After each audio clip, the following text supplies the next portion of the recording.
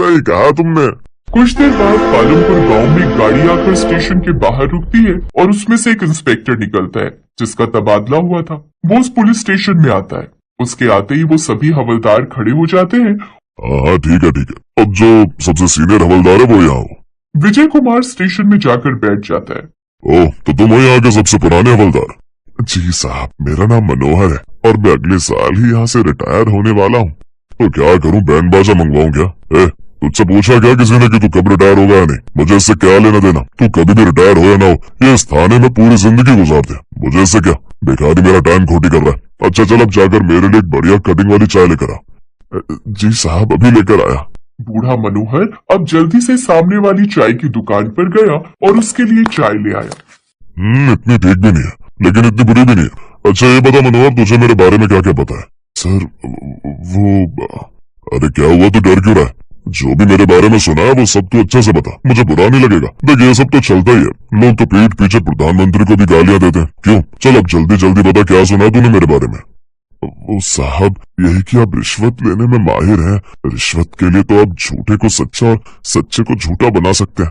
अगर पैसे मिल जाए तो आपके लिए क्या बड़ा और क्या छोटा सब एक समान है। बस यही सब सुना है साहब, लेकिन सुनी हुई बातें कहाँ सच होती हैं? लोगों की आधी से ज्यादा बातें तो झूठी होती है ना।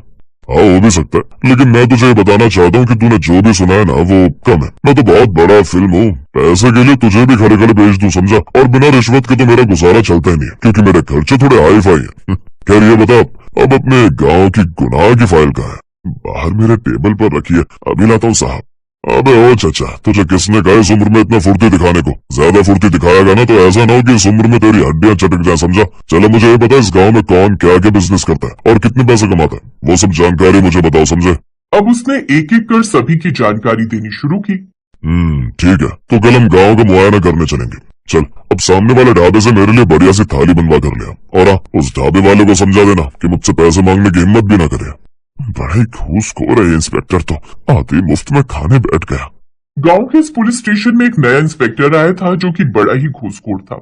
उसी गांव में एक छोर पर मनीष नाम का एक आदमी रहता था जो कि साइकिल पर समोसे बेचा करता था। उसके समोसे सबको ही बड़े पसंद आते थे। समोसे समोसे आइए, गर्मा गर्म समोसे खाइए, आइए आइए जल्दी आइए, समोसे खाइए। अब एक एक कर उसके पास ग्राहक आने लगे।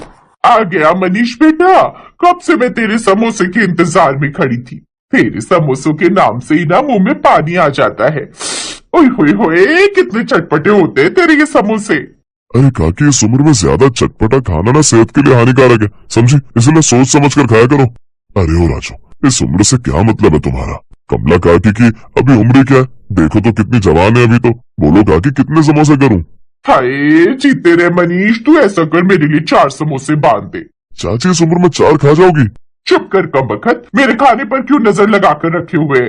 हाँ राजू, काकी बिल्कुल ठीक कह रही है। खबरदार जो तूने आपसे काकी को नजर लगाई। मैं तो कहता हूँ काकी तुम काला टीका लगाकर निकला करो, तुम्हें किसी की नजर नहीं लगेगी।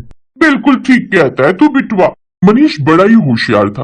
अपनी बातों से वो सबका मन लगाए रखता था। साथ ही कई बार वो अपने ग्राहकों के साथ ऐसी ऐसी शर्त लगाता कि सब शर्त हार जाते और वो जीत जाता। ऐसे ही एक रोज जब उसके पास गांव का मास्टर समोसे खा रहा था, तभी मनीष की नजर सामने वाले पेड़ पर बैठे बंदर पर जाती है और वो मन ही मन सोचता है, अभी मैं इससे शर्त लगाता हूँ।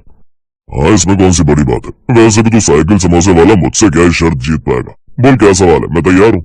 मास्टर जी, मैंने सुना है कि इंसान बंदर से ही आए, मतलब बंदर ही बाद में इंसान बने। अगर ऐसा है तो अभी भी वो देखो पेड़ पर ये सब बंदर क्यों रह गए, ये सब इंसान क्यों नहीं बने? मनीष का ये सवाल सुनकर मास्टर अपना सर खुजाने लगता है। सोचो सोचो, जवाब दो, बोलो। अब वो मास्टर काफी देर तक सोचता है, लेकिन उसके पास इसका जवाब नहीं होता।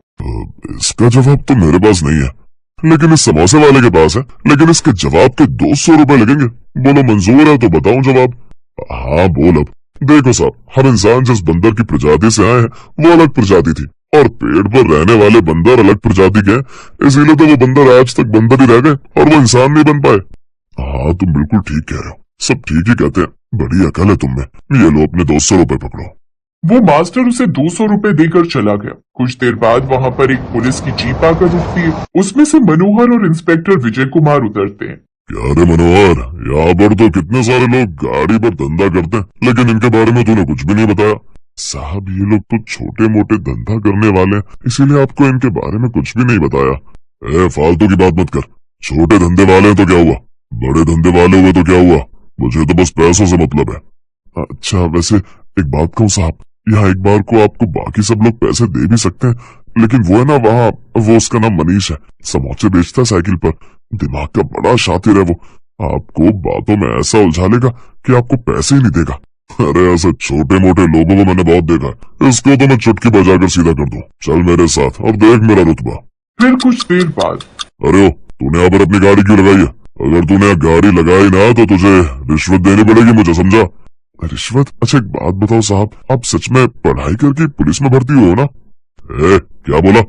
मतलब आपको गाड़ी और साइकिल में फर्क नहीं पता क्या? गाड़ी वो है जो आपके पास है और मेरे पास जो है उसे साइकिल बोलते हैं, और साइकिल पर मैं एक जगह पर नहीं टिकता, यहाँ से वहां घूमते हुए समोसे बेचता हूँ साहब। तो आप ही बताओ, जब मेरा कोई ठिकाना ही नहीं है तो फिर मैं किस बात के आपको पैसे दूं बताओ? मेरे सामने ना ये सारा चालाकी दिखाने की जरूरत नहीं, समझा? अरे नहीं नहीं साहब, मैं ठहरा एक समोसे वाला और आप एक इंस्पेक्टर साहब, तो आप ही बताइए कि कैसे मैं आपका मुकाबला कर सकता हूँ। वैसे ये बताइए कि मैं आपसे शर्त लगाऊं तो आप जीत गए तो जितना पैसा मांगूंगा उतना दोगे, और अगर आप हार गए तो आप कभी किसी से रिश्वत मत लेना यहाँ पे। बोलो मंजूर है? ये सुनकर मनोहर कहता है, नहीं नहीं साहब, आप इसकी बातों में मत आइए, ये आपको अपनी बातों में फिर उलझा रहा है, आप शर्त मत लगाइए। अरे चुप कर, मैं इंस्पेक्टर विजय कुमार हूँ और मैं यूं ही हार नहीं मान सकता, समझा? ठीक है, मैं शर्त के लिए तैयार हूँ, लेकिन करना क्या है वो मैं डिसाइड करूंगा। अब सुन, कल तुम साइकिल पर घूमते हुए समोसे बेचोगे, लेकिन वो समोसे साइकिल पर नहीं होने चाहिए, और जब किसी ने रोका तभी वहीं रुककर तुम समोसे दोगे, लेकिन अपने हाथों से नहीं दोगे, और ना ही अपने हाथों से पैसे लोगे। बोलो मंजूर है? ठीक है, मुझे मंजूर है। अब वो अगले दिन फिर से साइकिल पर चलते हुए समोसे बेचने आता है, लेकिन इस बार समोसे टोकरी में होते हैं और टोकरी उसके सर पर। एक हाथ से वो साइकिल चला रहा था और एक हाथ से उसने टोकरी पकड़ी हुई। गर्मा गर्म समोसे ले लो। मनीष भैया मुझे भी समोसे देते चाहिए। हाँ हाँ बहन। मनीष साइकिल रोकता है और एक पेड़ की छांव में बैठ जाता है। आप समोसा अपने हाथों से लेकर ये पैसे मेरी जेब में डाल दीजिए। इसी तरह सभी ग्राहक उसके पास आते हैं और खुद समोसा टोकरी से उठाकर पैसे उसकी जेब में डालते हैं, जिससे वो अपनी शर्त जीत जाता है। देखा साहब, मैंने ना तो समोसे साइकिल पर रखे और ना ही मैंने उन्हें ग्राहकों को अपने हाथों से दिया, और ना ही उनसे पैसे लिए। अब शर्त के मुताबिक मैं ये शर्त जीत गया, और आज के बाद आप मुझे कभी साइकिल पर समोसे बेचने से नहीं रोकेंगे, और ना ही आप कभी किसी से रिश्वत मांगेंगे। ये सुनकर विजय कुमार पर सब